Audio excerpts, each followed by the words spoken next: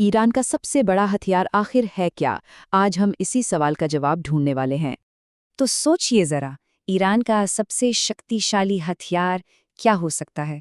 ये सवाल इसलिए जरूरी है क्योंकि इसका जवाब शायद वो नहीं है जो ज्यादातर लोग सोचते हैं। और नहीं, ये कोई न्यूक्लियर बॉम्ब नहीं है। जो जवाब सबसे पहले दिमाग में आता है वो इसका जवाब है ही नहीं। तो फिर आखिर है क्या? इसका जवाब सच में चौंकाने वाला है। ये कोई मिसाइल या टैंक नहीं, बल्कि पानी का सिर्फ 40 किलोमीटर लंबा एक रास्ता है। तो चलिए देखते हैं कि आज हम क्या क्या समझने वाले हैं। पहले देखेंगे ईरान का असली हथियार क्या है। फिर जानेंगे कि ये दुनिया की धमनी क्यों कहलाता है। इसके बाद हम देखेंगे कि अगर ये रास्ता बंद हो गया तो क्या होगा।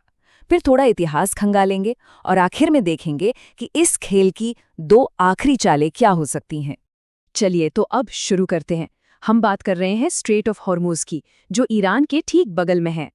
तो स्ट्रेट ऑफ हॉर्मुज है क्या? ये फारस की खाड़ी को खुले समंदर से जोड़ने वाला एक तंग सा रास्ता है। और सबसे बड़ी बात, पिछले 40 सालों से इस पर ईरान का कंट्रोल है। यही चीज इसे इतना खतरनाक बना देती है। अब सवाल ये उठता है कि आखिर पानी का ये छोटा सा टुकड़ा पूरी दुनिया की इकोनॉमी को कंट्रोल कैसे करता है। ये नंबर देखिए, पूरी दुनिया की ऑयल सप्लाई का 20% हिस्सा, यानी हर 5 में से एक तेल का टैंकर इसी रास्ते से गुजरता है। जरा सोचिए कितना बड़ा नंबर है ये। और ये वो देश हैं जिनकी पूरी की पूरी इकोनॉमी इसी रास्ते पर टिकी है। सऊदी अरब, यूएई, कतर, बहरेन, इराक, कुवैत, इन सब बड़े बड़े तेल उत्पादक देशों का सारा एक्सपोर्ट यहीं से होता है। मतलब हर रोज 2 करोड़ बैरल से ज्यादा तेल और खरबों डॉलर का ट्रेड यहीं से होता है। हमारी आपकी गाड़ियों में जो पेट्रोल डीजल है ना, उसका एक बहुत बड़ा हिस्सा इसी रास्ते पर डिपेंड करता है। तो क्या होगा अगर ये रास्ता कभी बंद हो जाए? चलिए एक हाइपोथेटिकल सिचुएशन देखते हैं। एक ऐसा सिनेरियो जिसमें ईरान पर हमला हो जाता है।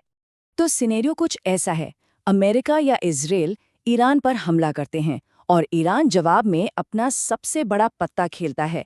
वो स्ट्रेट ऑफ हॉर्मुज को बंद कर देता है।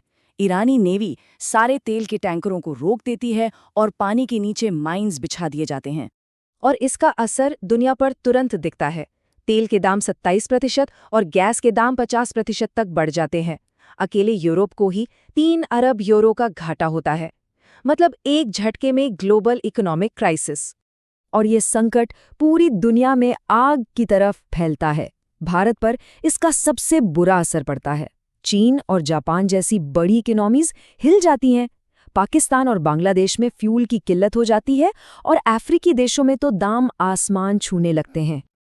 और फिर ईरान इस इकोनॉमिक क्राइसिस को एक डिप्लोमेटिक क्राइसिस में बदल देता है। दुनिया के सामने एक शर्त रखी जाती है, अगर ये रास्ता खुलवाना है तो अपने अपने देशों से अमेरिकी और इजरायली राजदूतों को बाहर निकालो।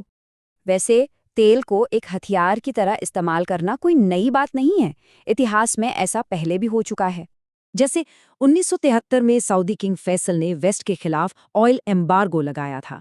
फिर 1980 के दशक में ईरान इराक वॉर के दौरान कहा जाता है कि अमेरिका ने ईरान को उकसाया था कि वो स्ट्रेट बंद कर दे, ताकि अमेरिका को हमला करने का बहाना मिल जाए।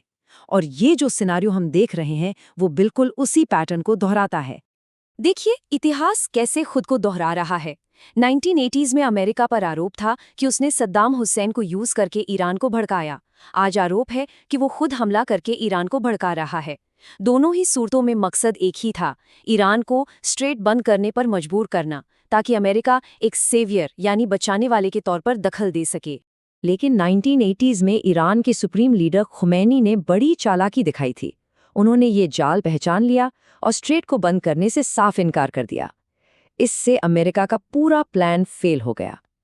ये दिखाता है कि ईरान पहले भी स्ट्रेटेजिकली सोचता रहा है। तो अब वापस आते हैं आज के सिनेरियो पर। इस हाई स्टेक्स गेम का अंत दो बहुत अलग अलग तरीकों से हो सकता है। तो दो रास्ते हैं। पहला, पूरी दुनिया की इकोनॉमी डूबने लगती है और सारे देश मिलकर अमेरिका पर दबाव डालते हैं कि वो पीछे हटे। ये ईरान के लिए एक बड़ी जीत होगी। दूसरा रास्ता, दुनिया का सब्र खत्म हो जाता है और वो ईरान के खिलाफ हो जाती है। तब अमेरिका एक सुपरमैन की तरह आकर ग्लोबल इकोनॉमी को बचाता है और सैन्य कार्रवाई करता है।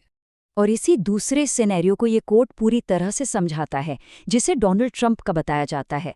अगर ईरान होर्मुज नहीं खोलता तो मैं इसे खोलूंगा और ये दुनिया के लिए मेरा तोहफा होगा। ये दिखाता है कि अमेरिका कैसे ग्लोबल हीरो बनना चाहता है। लेकिन दूसरी तरफ ईरान है जो झुकने को तैयार नहीं। उनका नया लीडर अपने मारे गए लीडर का बदला लेने और स्ट्रेट को बंद रखने की कसम खाता है। वो सरेंडर नहीं करेंगे। मतलब ये लड़ाई इतनी आसानी से खत्म नहीं होने वाली। तो हम इस बड़े सवाल पर आकर रुक जाते हैं। इस ग्लोबल चेस गेम में अमेरिका एक बचाने वाला है या फिर एक उकसाने वाला? इस विश्लेषण के बाद ये सवाल और भी गहरा हो जाता है।